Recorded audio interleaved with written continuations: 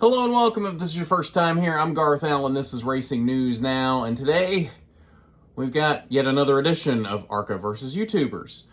If you missed it last year, there was a bit of a beef between big NASCAR YouTuber Eric Estep and ARCA PR director Charlie Krall over the incidents that happened at Michigan last year. The Thad Moffitt, Drew Dollar, Tim Richmond incident. That boiled over into YouTube and social media. And yet again, we have another YouTuber coming after ARCA this year. This time it is Black Flags Matter with his video, What Happened to the ARCA Series? And then, not surprisingly, we have a response from ARCA PR Director Charlie Krall. So we're going to break all that down today, look at what they said that was right, what they said that wasn't right, and see where the common ground is here and exactly what maybe needs to change going forward. And I'm going to extend this invitation both to Darian and to Charlie. If you want to continue this conversation going forward, I am more than willing. Reach out. I will more than happily have you on so we can continue to discuss this further, and hopefully we all find a happy medium ground here where we love ARCA. So Darian, Charlie, get a hold of me if you want to continue this conversation. But without further ado, let's check out the videos and see what these guys had to say. Oh, and before I forget, those videos are linked down below in the description. We're not going to be looking at the full videos today, but if you want to watch the full videos, they are linked down below in the description. Okay, so we're going to start out with Darian, Black Flags Matters video, what happened to the ARCA series. He starts off here with a video of the wreck from Springfield on Sunday, which is what spurred all of this. If you haven't seen it, we'll watch it here very quickly and get into some of the arguments that Darian makes here. Jesse Love battling hard, trying to not give his teammate any room down low, protecting that line. Oh, we got big trouble on the front straightaway.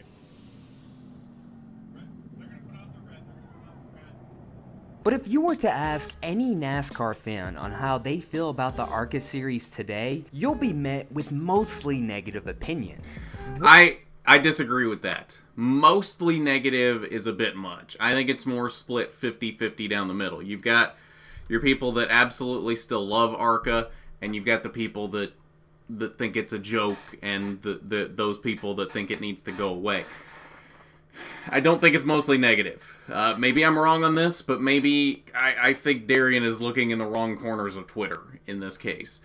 Because there's still a lot of people that love the ARCA Menard series and want to see it succeed that don't think it's a joke. There are those of us that do love ARCA and want to see it succeed, but do see that it has problems that need to be fixed that aren't being addressed. But that is neither here nor there. That's not the point here. For example, here's Tanner Gray completely hooking Daniel Taylor Gray. Dye. The greatest example of this was when freaking Tanner Gray... Taylor Gray. It's twice now. This literally came from his Snapchat. It has his name up there. I know there's not a lot of pixels left in this, but you can tell that says Taylor. Like, it's not that hard, dude. Research. More than 3 minutes. I was at New Smyrna earlier this year, and these were the only two competitive cars all night. He's not wrong. That is a big problem with the E-Series right now is Taylor Gray and Sammy Smith are the only two competitive cars there. And Charlie can say all he wants, oh, there's 5, 6, 7 competitive cars in that field. Up to speed is not the same thing as competitive. Competitive is racing for the win. And these are the 17 and the 18 are the only two cars in the E-Series that really truly have race-winning speed week in and week out. The 02 had a little bit of speed one week. Max Gutierrez might have had some speed 1 week. I think Jake Finch might have competed for a win once or at least led some laps. But when it comes right down to it, the 17 and the 18 are the only two competitive cars in that East field, and that's a problem. I don't know what ARCA does to fix that, but that's a problem and does need to be addressed somehow. How? I don't know. I'm not in charge of making those decisions. Something needs to be addressed there, though, if the East Series is going to continue, because it has gotten less and less competitive cars pretty much every year for a while now. It can't continue to go on like this. I'm not saying that these forms of motorsports should be solely used for the development of future NASCAR drivers, but I think competing in these series like the Cars Tour will help develop these drivers in the long run. He acts like they're not already racing there. How many ARCA drivers are strictly only running ARCA right now? I don't know that I can think of one. Jesse Love, who won at Springfield this past week, not only is doing a partial ARCA schedule this year, but he's still doing late model stuff, and he's still doing dirt races. Show me an ARCA driver that is strictly only doing ARCA and has not touched late models, dirt, modifieds, anything like that. Show me one. I'll wait. Alright, so final thoughts before we move on to the Charlie video. He brings up some decent points, but it's all very low-hanging fruit that it wouldn't have taken very long to do research on. Like, it really feels like he threw this together with about 3 minutes of research and 5 minutes of pulling clips, and really didn't dig into it, really doesn't understand what ARCA is right now. Does ARCA have problems right now? Yes. ARCA has some pretty major problems right now that need to be addressed. Did he bring up any of those major problems? He might have touched on them very briefly at different points. Like at the very end, he talked about lack of car counts and things like that, but he only briefly skims over the big problems and just talks about ARCA brakes, which ARCA brakes really aren't that big of an issue anymore. You still have an ARCA brake wreck here and there, but it's not the problem that it was 10, 15, 20 years ago. There's so many bigger issues he could have brought up to actually make a well-rounded argument here. Delve into the lack of competitive cars. Delve into pay drivers. Delve into the dwindling number of competitive teams. Delve into purse money. Delve into why is the East Series still existing in its current state, with 7 races and 3 of them being combo races. Delve into why are there so many big tracks and not as many short tracks, which this series was built on and should be. There's so many good arguments he could have made in this video, and he didn't, because it really feels like he just didn't really do any research. He went to New Smyrna earlier this year. As far as I could tell, that's the only ARCA race he went to this year. And yet he seems to think he has a major understanding of ARCA and its problems, but he doesn't show that in this video. Like I said, Darian, if you want to continue this conversation, I am fully open to it. Hit me up, and we'll do a video of some sort, and we'll discuss these things in more detail. All right, let's move on to Charlie's video. It's Casey Campbell's video. It's Casey's ARCA preview show for this week. Like I said, both of these videos will be linked down below in the description. Charlie has a lot to say about this, not surprisingly. I mean, as you can see here, it's 34 minutes, and I'd say a solid 25 to 28 of that is him ranting about Darian's video and all of these complaints on social media about ARCA. I'm not going to put you through watching all of this. If you want to see the whole thing, again, it is linked down below in the description, but we're going to hit the points that I think need to be discussed here, and only those points. What are people saying? What a great race that was, and how lucky we were to get 70 laps in on a day where we probably shouldn't have had any laps in. Is that okay? I'll give you credit. Getting 70 or whatever it was, 74 laps or however many laps it was in, I didn't expect that to happen on Sunday. So you get credit for that one, actually getting 74 laps in on a day when it probably shouldn't have happened. Great race is a bit of a stretch, though. I didn't see a lot of good racing in that race. It might have been a good race for the win between Jesse and Buddy had the last lap incident not happened, but it didn't get to that point. So the racing that we saw was pretty lackluster. And to call it great is a bit of a stretch. Well, we need to get rid of ARCA because there was a crash. Okay, well, if that's the case, well, let's also get rid of the Cup Series, the Xfinity Series, and the Truck Series, the IndyCar Series, the World of Outlaws, USAC, NHRA, every other form of racing. Charlie, that's not the argument that's being made, and you know that's not the argument that's being made. The argument is not being made that, oh, there was a crash, so the series needs to go away. It is the circumstances surrounding the crash, how the crash happened, why the crash happened. It's not that there was a crash. I'm sure there's one or two people out there in the far reaches of Twitter that are making that argument. But that's not what the vast majority of people are arguing in this situation. And I'm playing devil's advocate here. The argument here is not that, oh, there was a crash, ARCA needs to go away. The argument is, this crash shouldn't have happened. This crash was avoidable. And Charlie makes the argument later in the video that this happened in the span of 2 seconds. What could we have done? You couldn't have done anything in the moment, and that's not the argument either. The argument is that we shouldn't be at Springfield at all, especially under such dusty conditions. But I digress. Let's see what else Charlie has to say. There's no NASCAR National Touring Series race at Toledo Speedway or Elko Speedway or Evergreen Speedway or Five Flags Speedway or any of these places. We go to these tracks on purpose to give the race fans in those regions a chance to see a national level stock car event. And I don't think anybody's complaining about going to those tracks. If somebody's complaining about going to certain tracks, it's the Kansases, the Charlottes, the Michigans, those type of tracks that ARCA shouldn't be at. Not the Evergreens, the Five Flags, the Toledos. What could we have done? What could we have done to help avoid that crash? Nothing.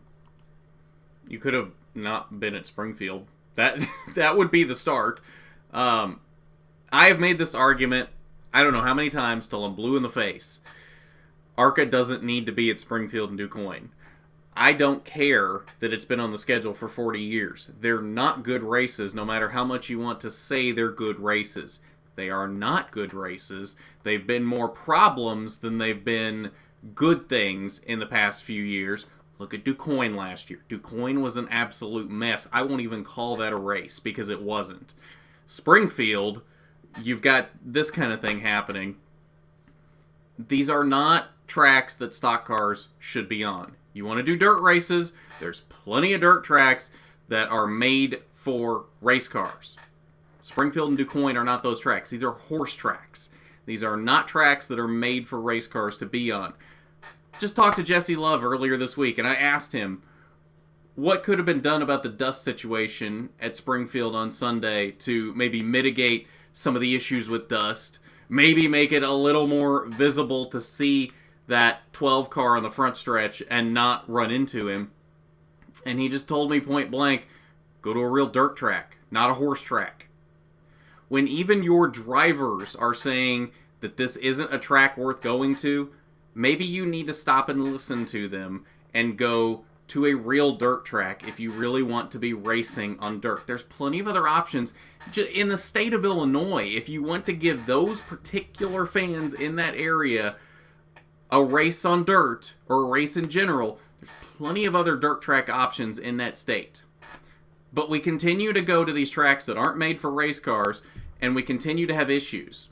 I mean, ARCA's shooting itself in the foot every time it continues to go to Springfield and DuQuoin. I don't know one person that would rather go to Springfield and DuQuoin over any other dirt track. Eldora, Knoxville, Terre Haute, any other dirt track. Let me know down in the comments.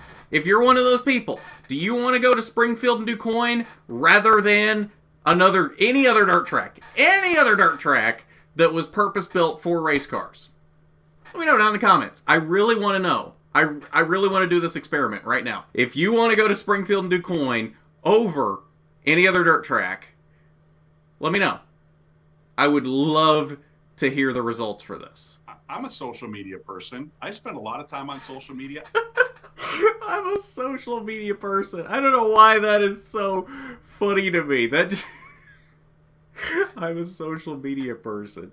That literally sounds like I'm a boomer that uses Facebook. I know that's not what... I'm just kidding, Charlie, but that term, that's hilarious to me. I'm a social media person. I'm just kidding, Charlie. I spend a lot of time on YouTube.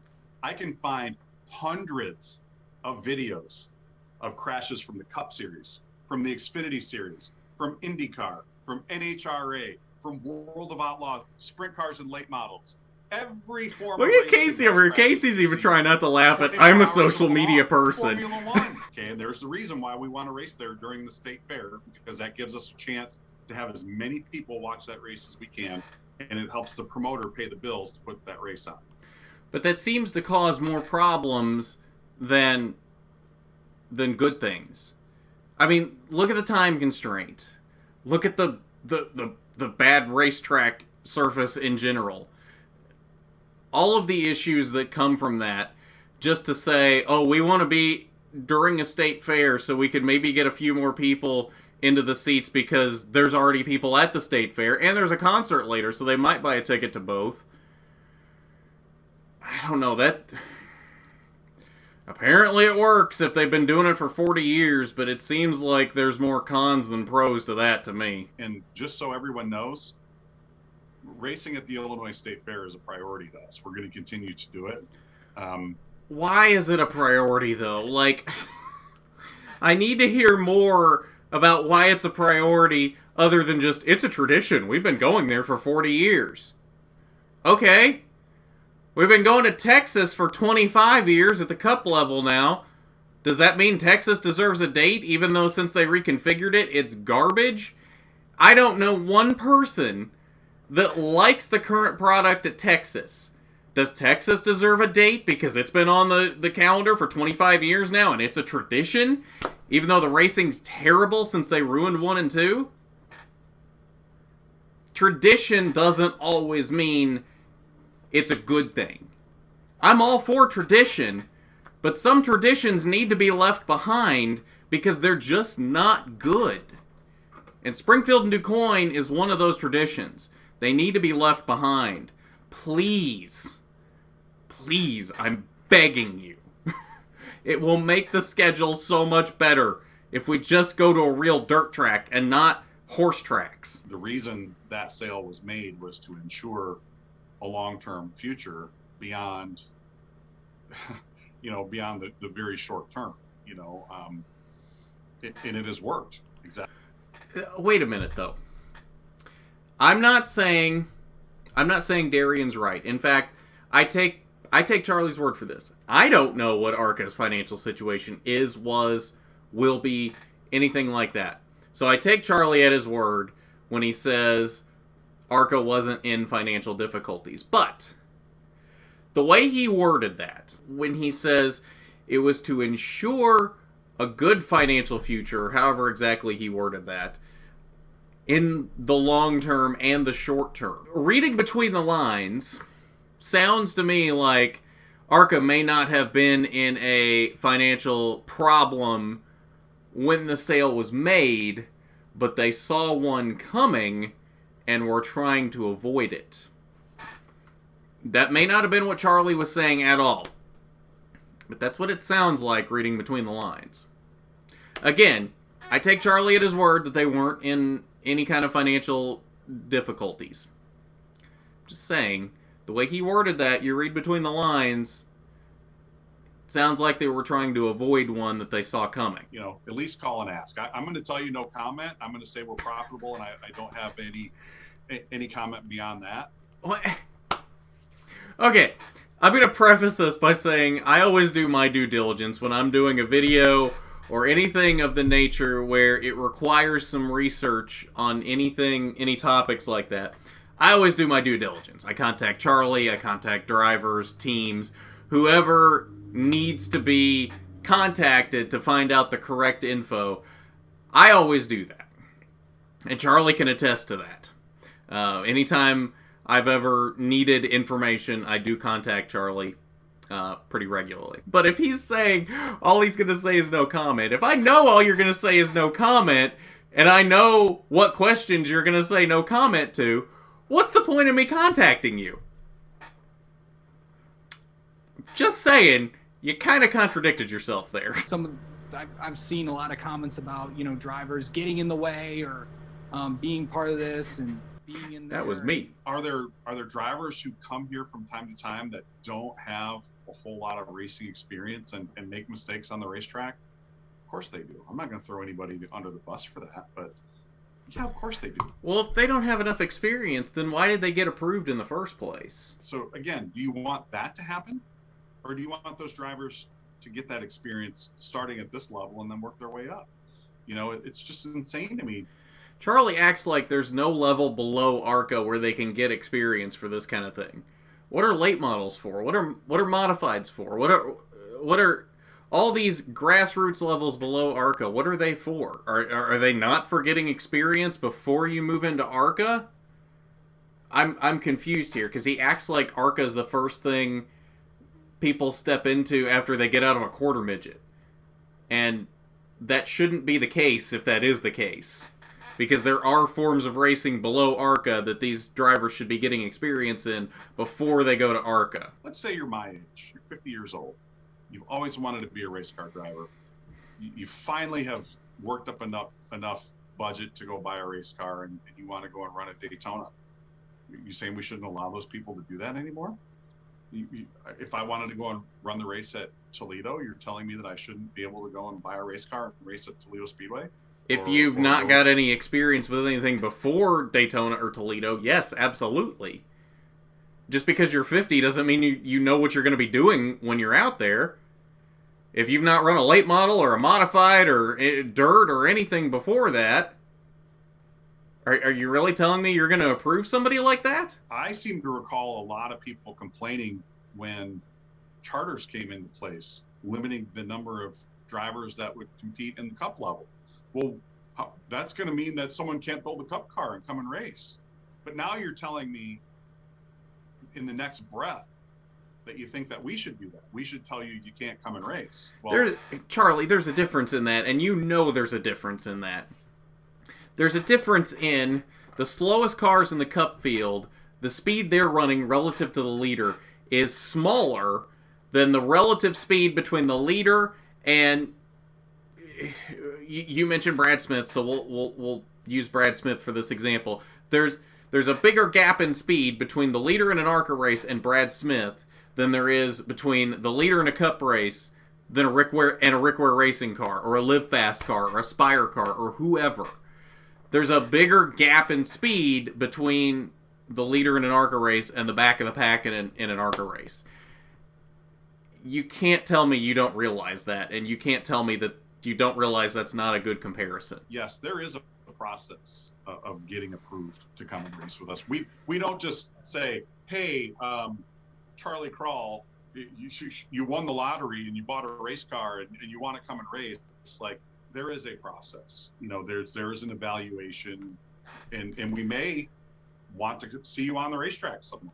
Well, I would hope there's a process, but sometimes it doesn't really seem like there is, sometimes when certain people get on the track. And there's been a lot of talk across social media recently about NASCAR and ARCA's approval process. I think it would benefit everyone involved, the fans, NASCAR, ARCA, if the steps in those approval processes were made more public.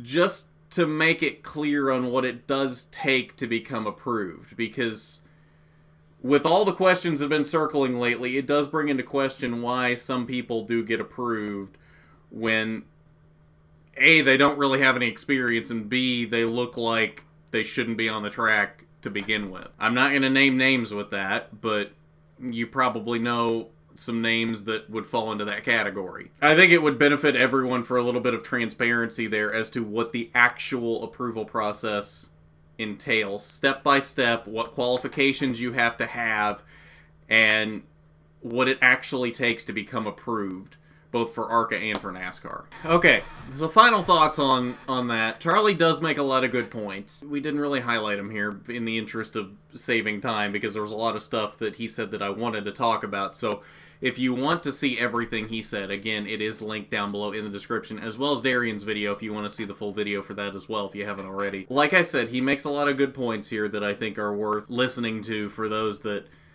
may not fully understand certain situations. That being said, he defends Springfield a lot, when Springfield really has done nothing to be defended. I will rant about this till I'm blue in the face. Springfield and DuQuoin need to go. They are not a good product. They cause more problems than they do anything else. They are not worth keeping on the schedule just for tradition. And I really wish ARCA would listen, because ARCA always seems to have this air of, oh, we know better than everyone else because we've been doing this for however long. We don't need to listen to you. We know what we're doing. And that's not necessarily always the case. You've got to listen to the people that buy your product, and in that case it's the fans. You've got to listen to what people are saying and realize that not everyone is being a troll, and that some people have genuine, well thought out, good constructive criticism that should be listened to and maybe taken into account. And ARCA never seems to do that. ARCA always just seems to think, oh, we know best, we know what we're doing. And that's clearly not always the case if we're still going to Springfield and DuQuoin. So let me know what you thought down in the comments below, what you think of all of this. But I think that'll just about do it for this one. Milwaukee coming up this weekend. Should be a fun one. Hopefully we don't have somebody run away with it like Ty Gibbs ran away with it last year. Hopefully it's a good race, because I do love the Milwaukee Mile, and I want to see a good race there, and I want to see that track succeed. And I want to see ARCA succeed, although it sometimes may not sound like it. I do. I love the ARCA Menard series, and I want the best for it. And Springfield and DuQuoin are not the best for it. So that's gonna about do it. So thanks for watching, thanks for listening. So we'll see you for, I think the next thing's should be the Rewind show for Milwaukee. So we'll see you for that this weekend. But at that, I'm Garth Allen for Racing News Now.